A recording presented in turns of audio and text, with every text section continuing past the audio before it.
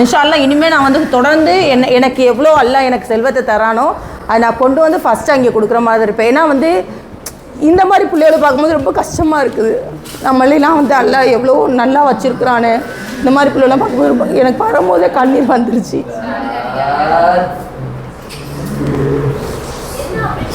அல்லாஹ் என்னால் முடிஞ்ச ஹெல்ப்பை கண்டிப்பாக பண்ணிக்கிட்டே இருப்பேன்.